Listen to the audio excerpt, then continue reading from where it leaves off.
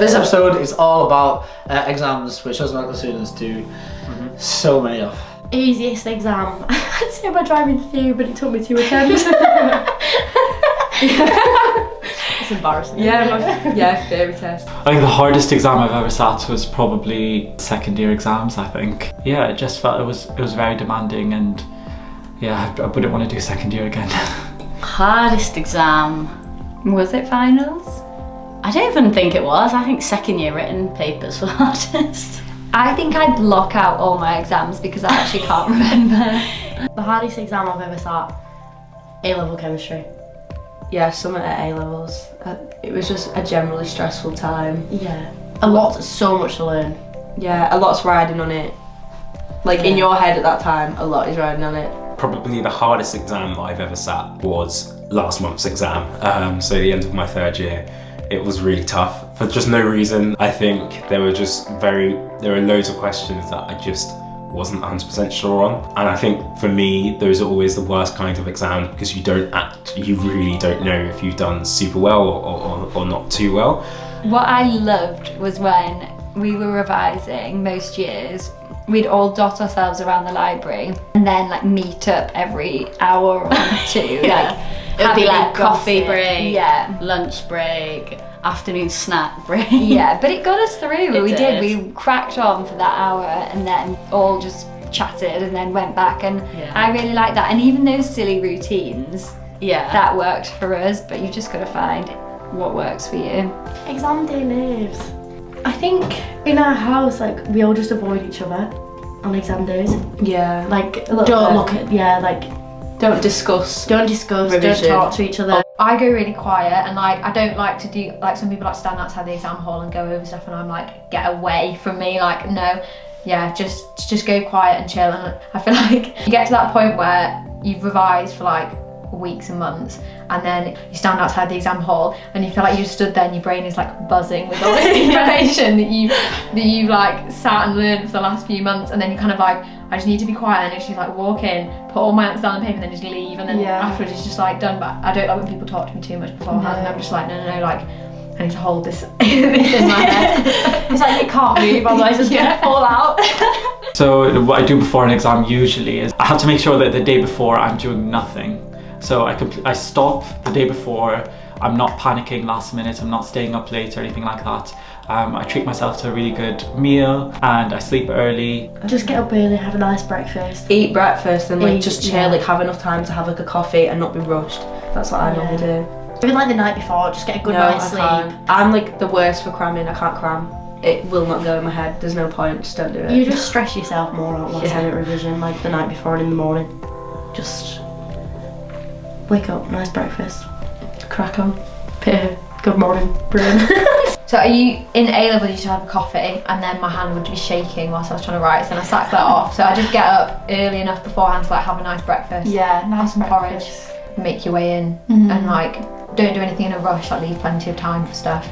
You don't want to have that added stress of like, oh my god, I'm going to be late or something. Yeah, I feel like it's nice to like get up and have a shower as well, like get yourself dressed, put some makeup on, like just get yourself ready. Presentable for whatever's about to be thrown at you. Yeah, I used to have a really bad habit of like getting up at like 5 in the morning to like do like 2 hours of revision before an exam or something, but I don't do that anymore. No, we don't do that. Good sleep. Lots of hydration, eat before because you don't want to get nervous and then throw up or whatever. My mum always taught me this trick since doing GCSEs is when you've woken up on the day, you always do like 3 positive, not an affirmation as such, but mine are always, when I'm brushing my teeth looking in the mirror, I'm like looking at myself and I'm like, you're gonna smash this, you're gonna remember everything that you've revised, you're gonna be confident and you're gonna bloody pass this amazingly. And then I'm there like, yes, like, I feel like Rocky. Gassing yourself up. Basically just be nice to yourself and encourage yourself, because then as you're saying it to yourself, it like pumps you up. And I always do that just before we like turn around and read the first OSCE thing as well, because I'm like positive. I'm also not thinking about like, oh my god, I can't remember what this is or what that is. Like you're just taking your mind off it really. Yeah. Yeah. I told you that before I told you to do that before the first OSCE last year because we were on the same day. Because you were stressing so much before that. Yeah, no, now I've helped me for the OSCE, to be fair. Okay, so how do you revise for an exam? A lot of people tell you that work how you want to work and you suit what suits you. I think there's some things which are objectively better than other things when it comes to revision, but there's a lot of things where a lot of it varies. Personally, how do I revise? I just do flashcards, pure flashcards. So Anki flashcards. Yeah, Anki's a really good app. You hear a lot of people talking, joking about Anki, but just put it in simple terms, it's just a very simple and powerful tool that you can use to retain facts and knowledge. And then I think a combination of something that helps you retain information really well and in an honest way, that isn't just reading through notes, so something that tests you, and Anki's good because it makes it automatic, and just practice questions. You lots just do it and lots again of, and again. Yeah, I just rinse it, and then practice questions, because remembering it is not worth anything without applying it. So I think doing loads of practice questions. Practicing questions, so whether that's past medicine or past test, any of those things you can buy.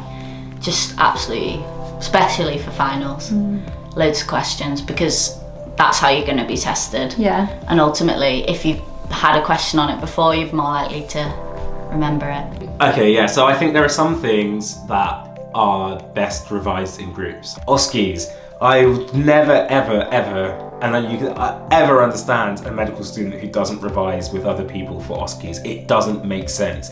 So OSCEs were the one thing that I refused to revise for on my own. I made sure I had a group. So I would, me and my housemate, we would go downstairs and we'd sit in the front room, and anyone who wanted to join would join in, but we'd always be two of us, and we'd do histories to each other over and over and over again. And we'd really pick out every single detail of the history and make sure that all of our histories were very well refined. Our examinations, there's just something that you need to know off the back of your hand and be able to do in your sleep, so that when you get asked questions, you can actually focus on the questions rather than focusing on the examination. I think we prefer practical exams. Yeah. And I would say for practicals, that you can revise with your friends, you talk out loud while you do it, and it does seem more fun to revise for. And like your work, if you are revising as a group, it's because it makes sense to do so. It does. You have to talk out loud to do that, whereas your other exams, you know what you need to go through. Everyone else goes at a different pace, so you kind of have to do that on your own. And it can almost be stressful, like if you see someone in the library revising something you haven't revised yet, and you're like, I've not looked at that yet. I like revising in groups just because I like having other people there, you know, who can sort of fill in the gaps and things like that. And I also like the idea of sort of teaching people. So the best way I learn is by explaining something to someone, and that sort of solidifies everything I've learned. So I think there's definitely is a big advantage having a group to study with, and especially if you're teaching each other different things and everybody sort of has a go at explaining something, it sort of helps you learn it better. For most of the year, I'm someone that just revises alone, and then towards the end of the exams, when I feel a bit more comfortable where I am, I'm happy to collaborate with other people and do little revision sessions, teaching sessions, No, we've revised together. So in lockdown last year, me and Ella had to isolate together. So what we did is we split into blocks. So we had like 10 days of isolation, we split each day into like a different thing. Then we got all the lectures from the thing, split them in half, and then we had half the lectures each. And then we did presentations in the morning on like each of the lectures, and then we'd go through like past med questions and stuff in the afternoon together. So we'd like do presentations together. You know, you're solid. If you've been working consistently before, you have that. So you just sort of need to remind. I do tend to do this. I remind myself that the day before and on the morning of, I just like to remind myself that, you know, you've prepped for this, you've done all you can, you're going to do your best, whatever happens, and just go in just confident and you know you're prepared, and do your best. You know what? I'm not gonna lie. If I feel prepared for an exam, I'm one of those weird people that enjoys it. Like it's really odd. I think a lot of what I do is just I fake things till I make it. I think that's the best way. I think that's how I've got through medical school so far, is literally just telling myself I'm confident, telling myself I can do it, telling myself I'm not nervous, and then all of a sudden it's time to do the exam and you just have to do it, and that's it. So I try not to overthink things. I think be confident in your preparation. Sometimes you think about the stuff you haven't prepared for, and there's always going to be stuff you're less confident on. The stuff you have gone over, like be confident that you've gone over it well and just like back yourself a bit more. It's quite common to stress about things that are not in your control. Stress about the things you have control over and you can make a difference of. If you can't change it, there's no point dwelling on it.